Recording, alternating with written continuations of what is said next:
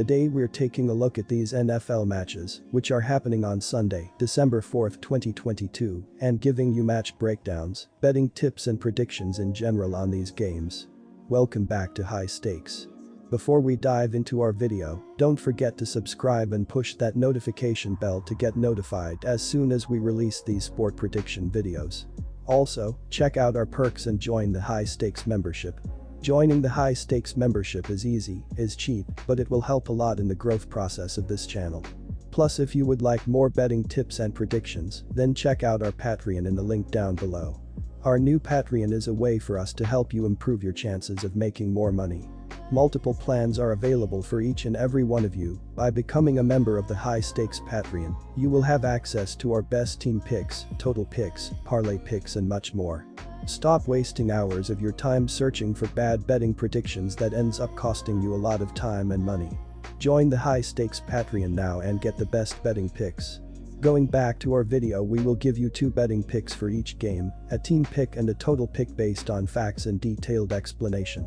One more thing before we start, check out our new channel High Stakes Props and Parlays, where you can find our player props and parlay picks predictions. You will find the link in the description and comment section below, and make sure to watch our videos till the end so you don't miss any of our picks. San Francisco 49ers vs Miami Dolphins. The Dolphins will have their hands full on the road in this one, but with the injuries for the 49ers, they'll be able to compete and potentially win this one outright. The 49ers could be without both of their top 2 running backs, as well as their top wide receiver, which could make for a challenge against one of the league's best wide receivers. For Miami, their offense hasn't shown any signs of slowing down, and while the defense has been the weak point, they will find success in this one. Additionally, according to covers.com, the Dolphins are 5-1 at TS in their last 6 games, following a straight-up win of more than 14 points, while the road team and the underdog are 4-1 at TS in the last 5 meetings between the two sides. Take Dolphins, plus 4.5 points. This is going to be a defensive battle with the elite 49ers defense stopping the Dolphins from scoring a lot of points. Both of these teams do a good job of preventing their opponents from scoring, with Miami surrendering 15.7 points per game and the Dolphins allowing 23.3 points per game. The 49ers in particular have a great defense with high-caliber weapons on the line and in the secondary. I expect them to stop the Miami offense from entering the end zone a lot. The 49ers offense has been struggling with injuries the past couple of weeks, so that will take a toll on their offensive tempo, especially considering McCaffrey may not play, and if he does, he may not be at his full potential. Take the under 47 points. Las Vegas Raiders vs Los Angeles Chargers. The Chargers got all they could handle from the Cardinals last game, who led 10-0 early and held a 24-17 lead in the 4th quarter. Arizona made some big plays on defense in the 4th quarter, but its offense stalled out and turned the ball back over to Los Angeles. From there, Chargers quarterback Justin Herbert took over, throwing a touchdown to Austin Eckler with 15 seconds remaining that got Law within 1. He then hit tight end Gerald Everett for the game-clinching 2-point conversion. The Oregon product has now orchestrated 10 fourth-quarter comebacks in his 3 pro seasons. The Raiders have to believe they're still in it, even if the odds are stacked against them.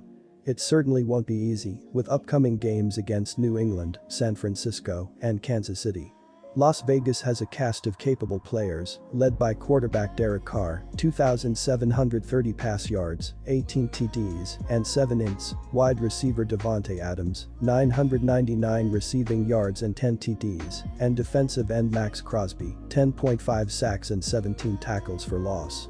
The Raiders need more production from running back Josh Jacobs against Los Angeles, as the 24-year-old Alabama product has only one 100-yard game in 6 meetings.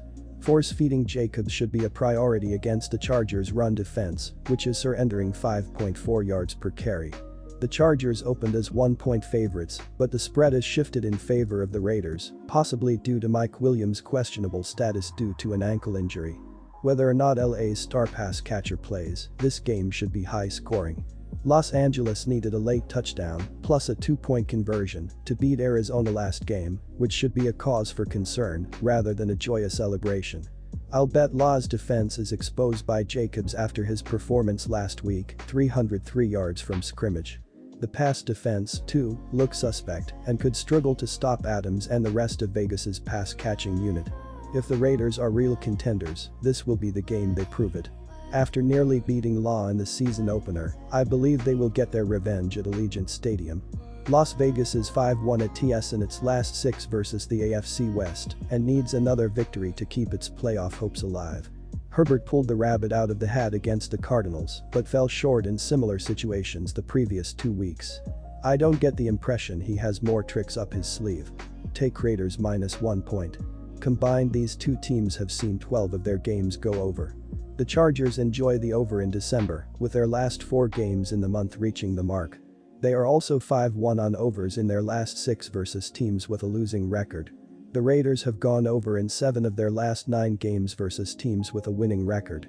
Las Vegas is averaging 25.5 points per game in their last 4, and Los Angeles has averaged 19.5 in that span. I expect both teams to score much more on each other. Take the over 50.5 points. Cincinnati Bengals vs Kansas City Chiefs. There were quite a few questions surrounding the Chiefs coming into this season, and so far, they've been able to answer those at every turn. The Chiefs sit in first place not only in the AFC West, but in the AFC as a whole, though hitting the road in this one is bound to be a challenge. Within their current winning streak, they have been able to grab road wins against the Chargers and 49ers, while also taking down the Titans at home in that time. After losing twice to the Bengals last year, the Chiefs would love nothing more than a crack at some revenge, as well as set the tone on who the top dog is as the playoffs draw near. There are some injuries that fans will want to keep an eye on as Sunday afternoon approaches though. At running back, Jerick McKinnon, hamstring, is questionable, while Clyde Edwards-Helaire, ankle, is out.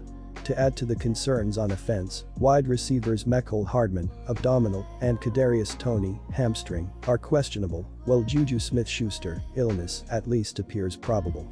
The Bengals had a slow start to the season, but suddenly, they find themselves in the conversation with the Chiefs and Bills as teams to think about come the top of the AFC. The Bengals have won 3 games in a row coming into this one and have won 5 games in their last 6. Their losses, besides the one against the Browns, have all come in close fashion as well, showing the quality that this team has. The Chiefs have a knack for close games themselves, so the Bengals will like their chances to at least be close in this one. With the Bengals have won both meetings last season, this team won't be daunted like most are when they take on Kansas City. Confidence and momentum are key, which this group is certainly not lacking. The Bengals have 2 key offensive pieces on the injury report, with Ja'Marr Chase, hip, appearing as probable, as well as Joe Mixon, concussion, being questionable. On the defensive side of things, a pair of defense tackles find themselves questionable, which isn't good news considering the pressure that they'll need to put on Mahomes and the Chiefs' offense in this one. The Chiefs have put together a strong season so far, and even though they'll be hitting the road in this one, they'll be able to get revenge for last season's pair of losses. The Chiefs have the league's best defense, and even with the injuries, they continue to find success week after week. The Bengals can score points themselves, but continue to have some injuries that are the reason for concern in this one. Additionally, according to Covers.com, the Chiefs are 4-0 ATS in their last 4 games in December. Take Chiefs -2 points. Even though the Bengals' defense is healthier and playing well, Cincinnati still has some issues in the secondary, and the Chiefs have been the best defense in the NFL in overall scoring. The Chiefs should still be able to score in this game, and Kansas City's defense has struggled all year. The Chiefs' defense gave up 27 points to the Chargers 2 weeks ago, and Kansas City also gave up 29 points to an inconsistent Raiders defense. Mixon and Chase will likely be back for this game. The Bengals should be able to easily move the ball in this matchup. Take the over, 53 points.